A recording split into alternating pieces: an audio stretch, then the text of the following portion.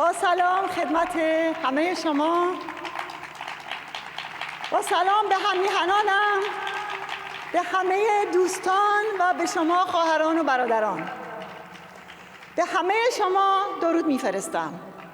تبریک به خاطر وادار کردن رژیم و قضایه جلادان به یک گام عقب نشینی و فعلاً توقف در اعدام 3 جوان قیامی در اثر طوفان عظیم خشم مردم و بیش از 11 میلیون اعتراض.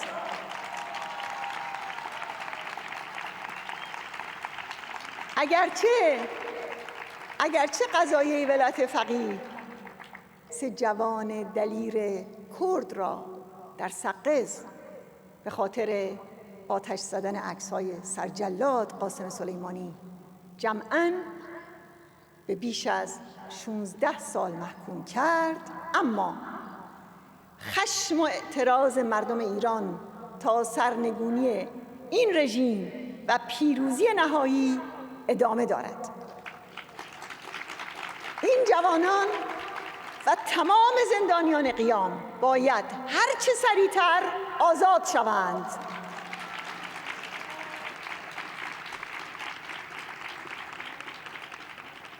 اما هیهات، زیرا با این نمایش‌ها دردی از این رژیم درمان نمی شود، اون هم با دلاری که این روزها به بیش از 26,000 تومان رسیده. بله، سرنگونی این رژیم نزدیک و در دسترس است.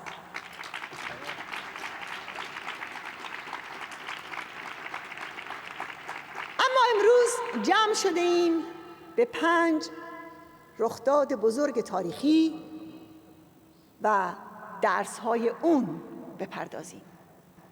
نگاهی به نقش مسیر و راهی که تاکنون پیموده ایم که در این حال چراغ راهنمای آینده است.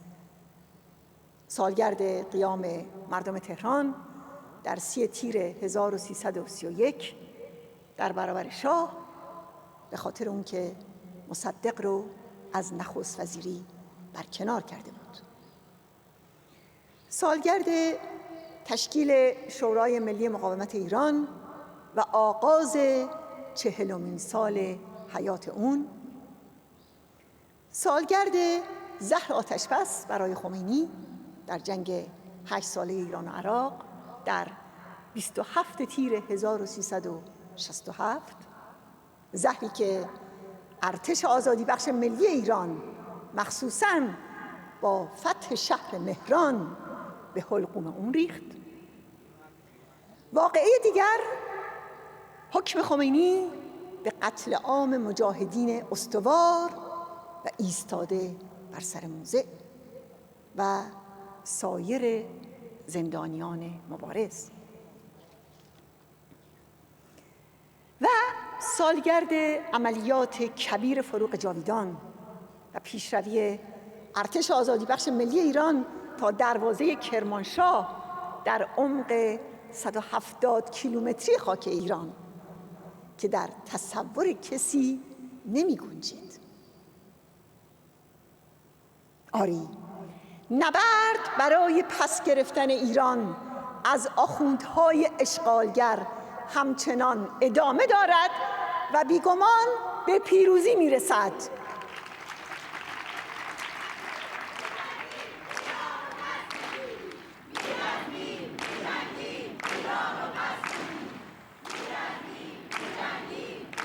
با ادای احترام به دکتر مصدق، پیشوای بزرگ نهضت ملی ایران که در سالهای بعد از کودتای 28 مرداد به نسل جوان پیام میداد که شما آخرین تیر ترکش مردم ایران هستید. بنابراین از آنچه که دیده اید درس بگیرید و عمل کنید. او میگفت عقب ماندگی ما به علت نداشتن تشکیلات سیاسی و اجتماعی است. مصدق با الهام از مجاهدین الجزایر به مجاهدینی در ایران چشم دوخته بود که در راه آزادی و استقلال وطن از همه چیز خود می‌گذرند، بر سر مواضع خود می‌ایستند و یک دندگی به خرج می‌دهند.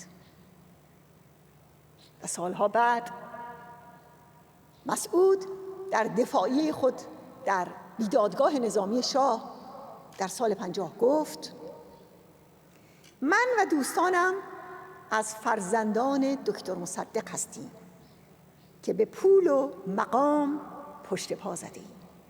و گفت: مصدق غروب استعمار و طلوع آزادی و استقلال را می‌خواست. یک دهه بعد مسعود شورای ملی مقاومت ایران را تأسیس کرد تا برخلاف انقلاب ضد سلطنتی این بار رنج و رزم و خون شهیدان لگدمال نشود و به ثمر بنشیند و ایران دموکراتیک فردا را تضمین کند.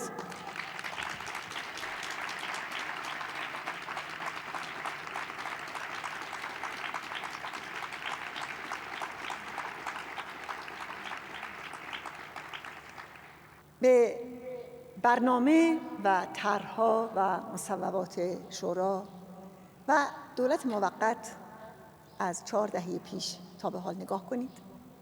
به واقع می‌درخشند و حقانیت اونها ثابت شده. از اصل حاکمیت و رأی جمهور مردم تا اعلام استحال ناپذیری و اصلاح ناپذیری و حتی مذاکره ناپذیری رژیم ولایت فقیه، از طرح صلح و سیاست صلح و جنبش صلح در برابر جنگ طلبی خمینی تا طرح خودمختاری در چارچوب وحدت و تمامیت ایران، از طرح جدایی دین و دولت تا طرح آزادی‌ها و حقوق زنان، همچنین طرح جبهه همبستگی ملی برای سرنگونی استبداد مذهبی که میگوید اگر خواهان جمهوری و یک نظام سیاسی دموکراتیک و مستقل و جدایی دین از دولت هستید، بدون شک با ما هستید. طرح جبهه همبستگی ملی رو دقیقاً اونهایی نادیده میگیرند که با شاه و شیخ پل دارند تا بتوانند بعد از در هم شکسته شدن برچسب تروریسم مجاهدین رو با همون فرهنگ اطلاعات آخوندها فرقه خطاب کنند. دوستان عزیز،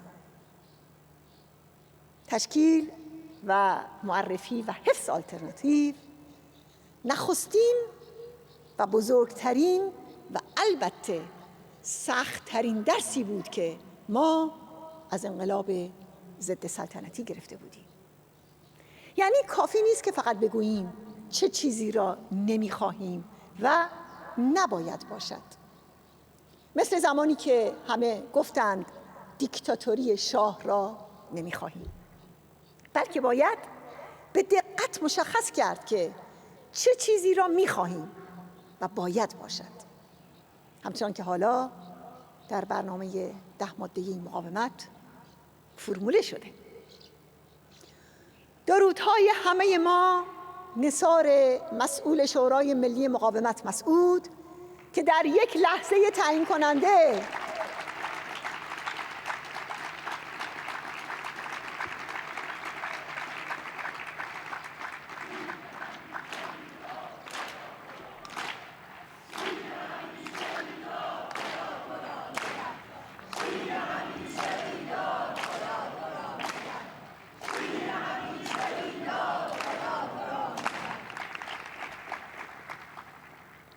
درودهای همه ما نثار مسئول شورای ملی مقاومت مسعود که در یک لحظه تعیین کننده که خمینی با موج عظیم اعدام و سرکوب می‌خواست فصل انقلاب و آزادی را در تاریخ ایران برای همیشه به پایان برساند، او با پایه‌گذاری یک جایگزین دموکراتیک فصل تازه‌ای را در تاریخ ایران گشود که آزادی و ایران دموکراتیک فردا را تضمین می‌کند.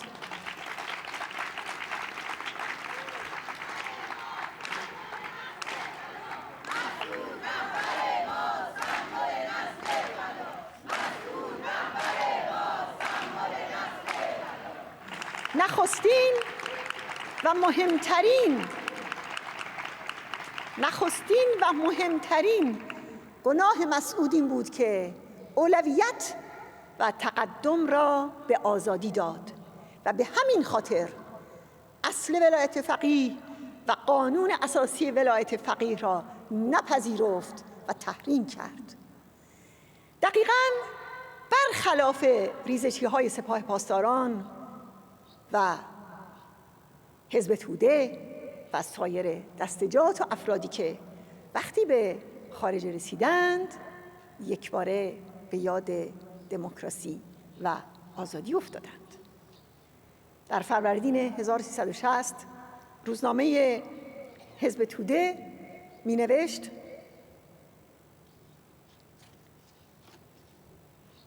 آقای رجوی، توجه فرمایید، دموکراسی که این همه مورد عشق و پرستش شماست در عصر ما به نسبت امپریالیسم ستیزی چه بسا نقش درجه دوم هم احراز نکند. بله، آلترناتیو شورای ملی مقاومت بر اساس آزادی و استبداد ستیزی با نفی شاه و شیخ و البته با سنگین‌ترین بهای خونین ساخته شد و دوام و قوام پیدا کرد. رژیم آخوندی 4 دهه است که می‌خواهد با شیطانسازی و با اعدام و قتل عام و تروریسم آلترناتیو خود، یعنی آنچه را که باید باشد، نابود کند. می‌خواهد دنیا را متقاعد کند که این رژیم آلترناتیوی ندارد و در نتیجه باید به آن تن داد. وقتی هم نتواند مجاهدین و شورای ملی مقاومت را نابود کند، تلاش می‌کند نشان بدهد که آنها بدتر از این رژیم هستند. در نتیجه باز هم باید با همین رژیم ساخت. نتیجه وضع موجود هم روشن است. از یک طرف کشتار جوانان ایران و از طرف دیگر غارت دارای مردم و چوب حرال زدن به خزر و خلیج فارس و جزایرش در معاملات و قراردادهای وطن فروشانه که این روزها صحبت اون زیاده. آخوندها قدرت پوسیده رو به این صورت تونستن حفظ کنن که البته دوام نخواهد آورد.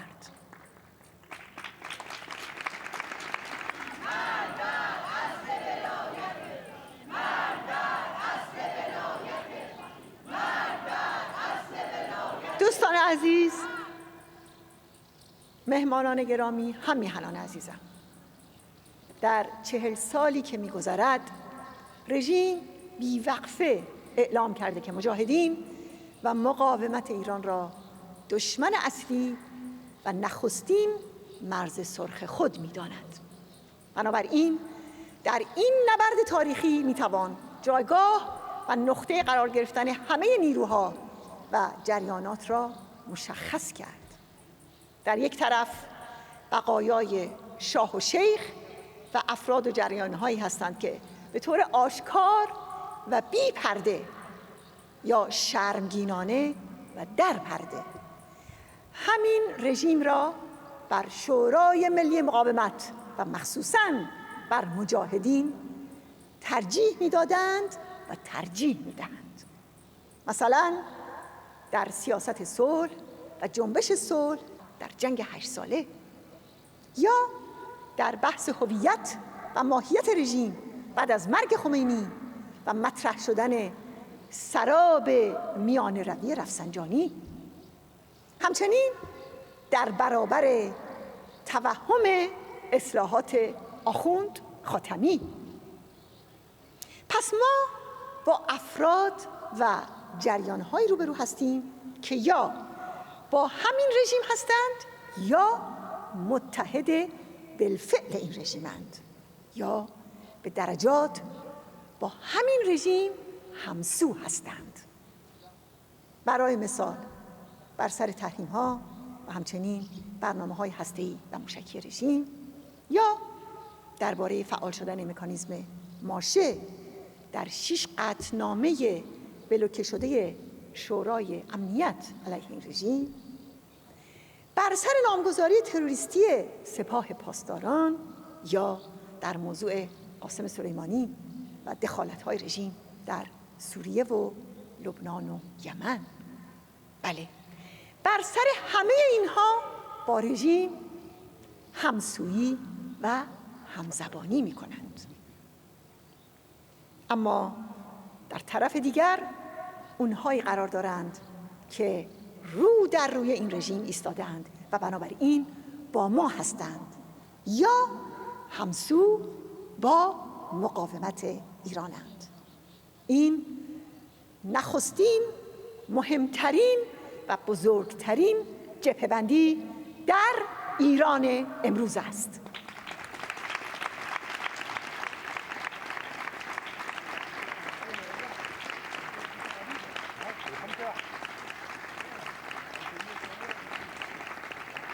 برای شناختن هر کس و هر جریان به سادگی میتونیم از اون بپرسیم که راستی انتخاب واقعی و بالفعل اون کدام یک از این هاست؟ رژیم آخوندی یا شورای ملی مقاومت ایران؟ بپرسید که بین مجاهدین و آخوندهای حاکم، اعم از اعتدالی و اصلاح طلب و اصولگرا، کدوم رو ترجیح میدند؟ در پاسخ به همین سوال اساسی، محتوا و ماهیت همه طرف‌ها به روشنی آشکار می شود. در واقع این شورا و این آلترناتیو شاخص و آینه تمام نمای مبارزات 40 ساله مردم ایران است. این حقیقت کاملا روشن می سازد که چرا شیطان سازی و خصومت رژیم با مجاهدین و تروریسم علیه این مقاومت در چنین ابعاد گسترده‌ای جریان دارد و هدف اون چیست. بنابراین ما با آن کسانی که شیخ و شاه را بر مجاهدین و شورای ملی مقاومت ایران ترجیح می‌دهند حرفی نداریم. حرف آخر با شاه رو مردم ایران در انقلاب ضد سلطنتی با سرنگون کردن شاه زده اند. حرف آخر با شیخ رو هم مردم ایران در قیام و انقلاب نوین ایران خواهند زد.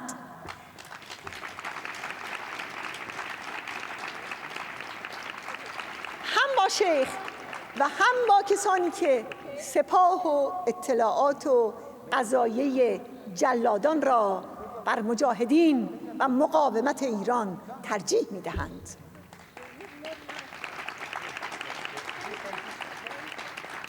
به بیانیه تاریخی 31 شخصیت برجسته آمریکایی در تیر ماه امسال درباره ضرورت حسابرسی از رژیم جلادان نگاه کنید. برای تمام دنیا با صراحت روشن کردند که در ظلمت تیروتار 40 ساله این رژیم و جنایت‌های بی‌پایانش یک نقطه امید وجود دارد که همین شورای ملی مقاومت ایران است.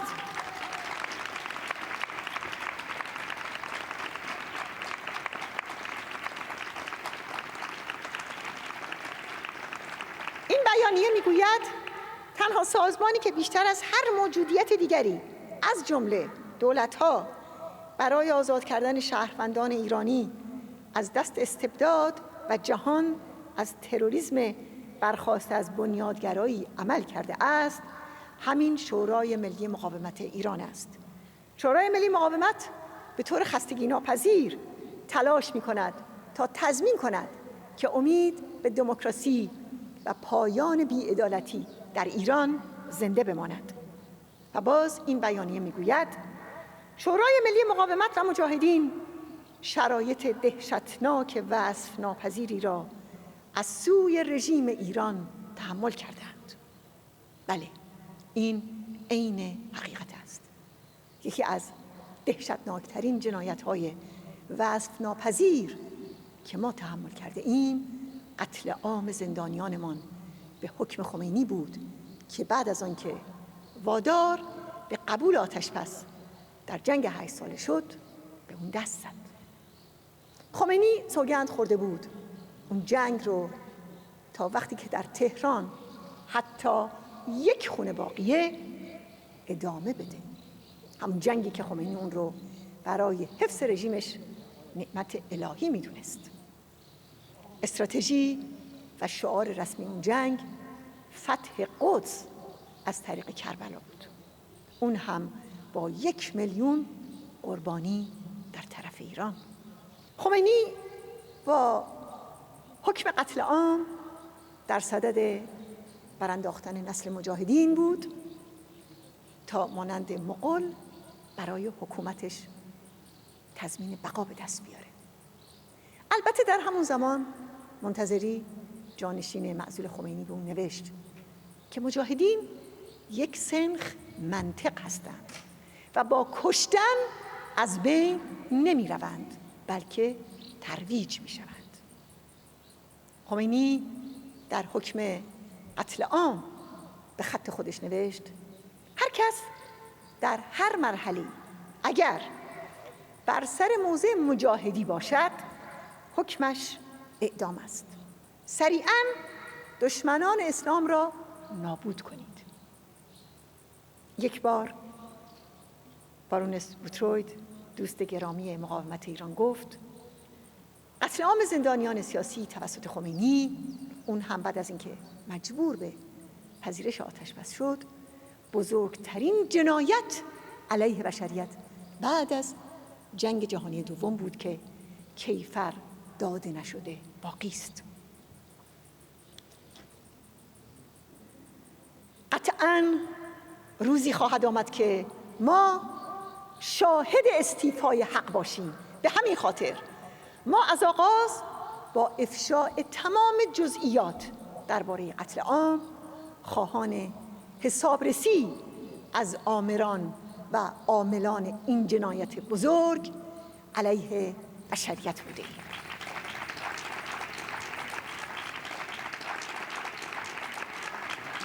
مسعود از ابتدا می گفت که سران رژیم و آمران و عاملان قتل عام زندانیان سیاسی باید به جرم جنایت علیه بشریت در دادگاه بین المللی و در دادگاه مردم ایران محاکمه و مجازات شوند. به خصوص از اونجا که از مغول به بعد این یک نمونه بی سابقه است و مجازات و محاکمه این جانیان حق مردم ایران، حق جامعه بشری و حق مجاهدین و خلق آنهاست.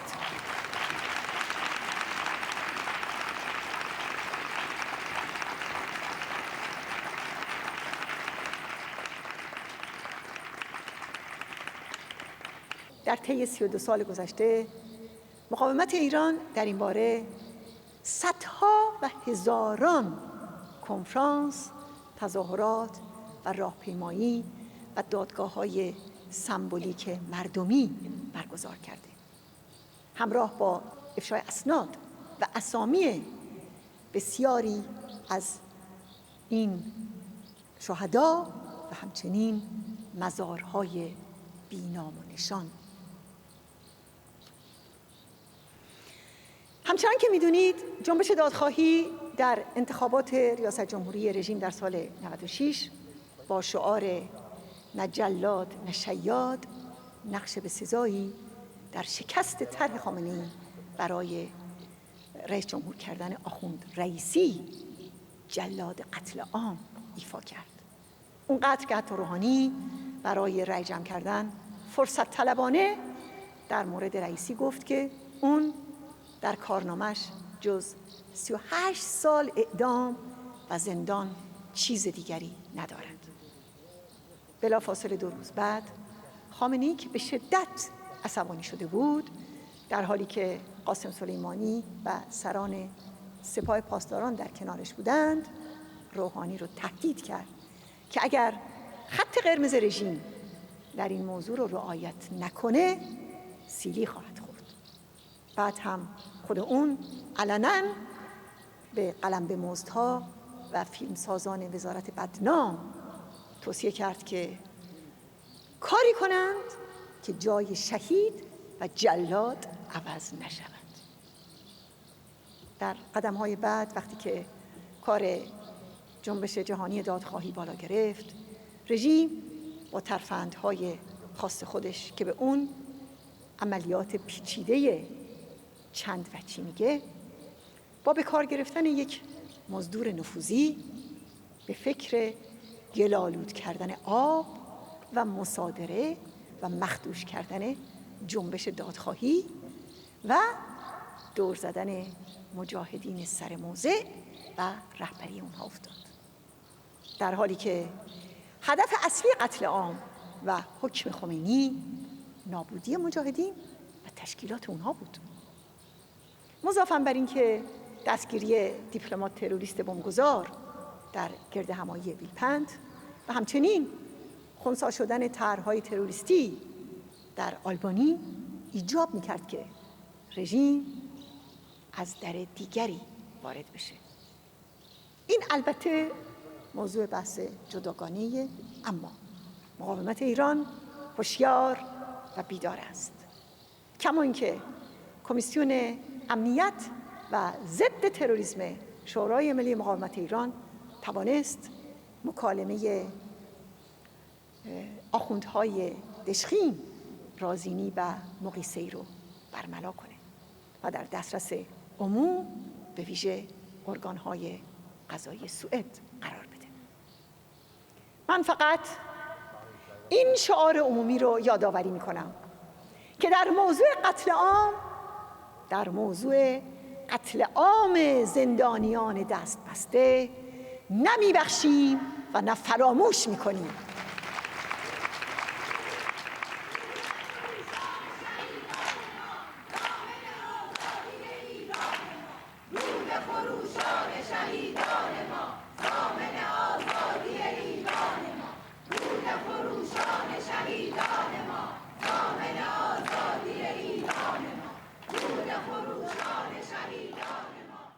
در بیانیه شخصیت‌های آمریکایی درباره موضوع قتل عام اومده چهره‌های اصلی در این رژیم شیطانی که سالها و حتی دهه‌ها در مناصب مسئول بوده‌اند میباید اکنون مورد حسابرسی قرار گیرند.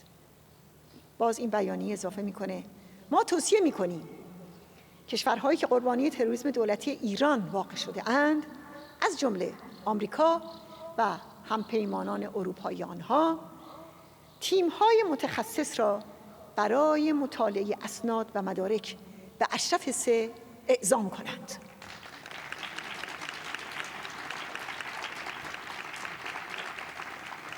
هموطنان، خواهران و برادران، آن خونهای پاک به خصوص شهیدان 67 امروز در ایران در جوشش است و جوانان شورشی نسل در نسل از آن انگیزه و الهام می‌گیرند. آری، آن مجاهدان سربدار که هزار سر به پای آرمان آزادی نهادند، موضوع امروز و اکنون جامعه ایران است.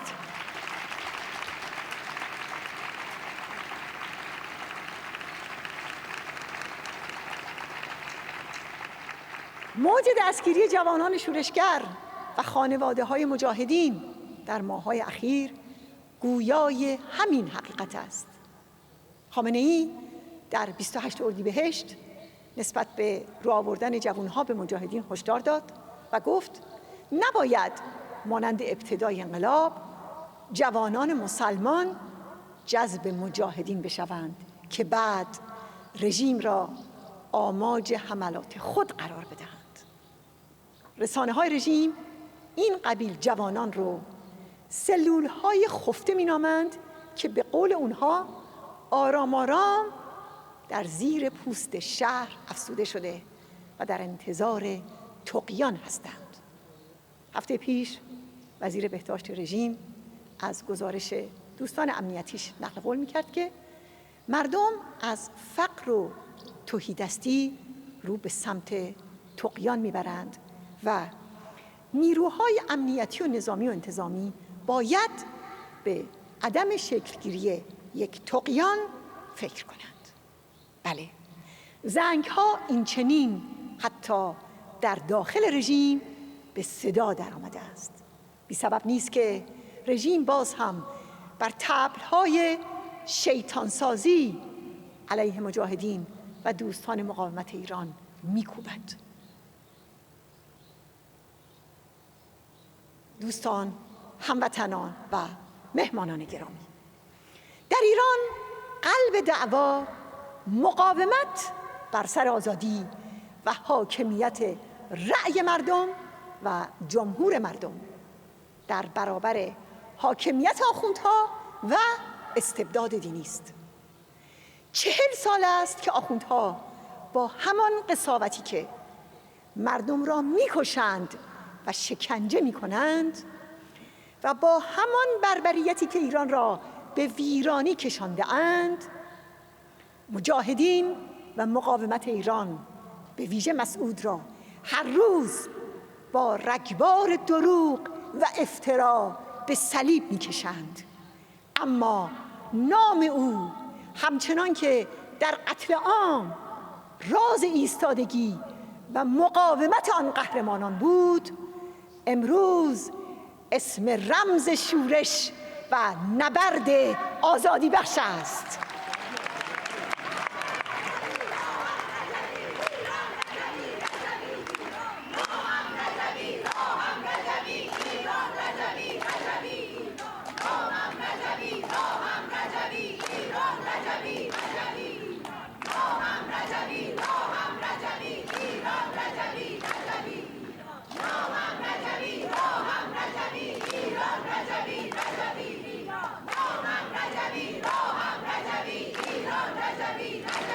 درود بر همتون.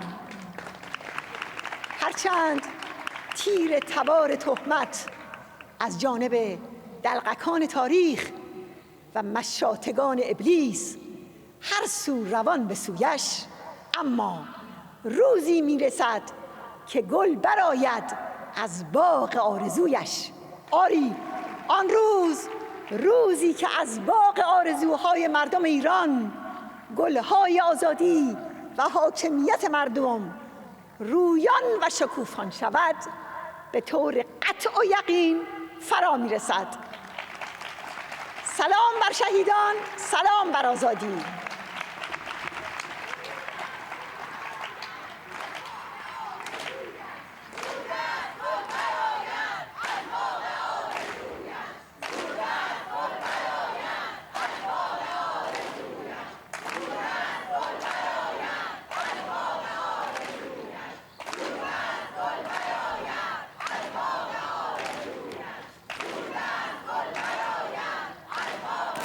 بله، آن روزی که از باغ آرزوهای مردم ایران گلهای آزادی و حاکمیت مردم رویان و شکوفان شود، به طور قطع و یقین فرا میرسد و آن روزی است که گل برآید از باغ آرزویش.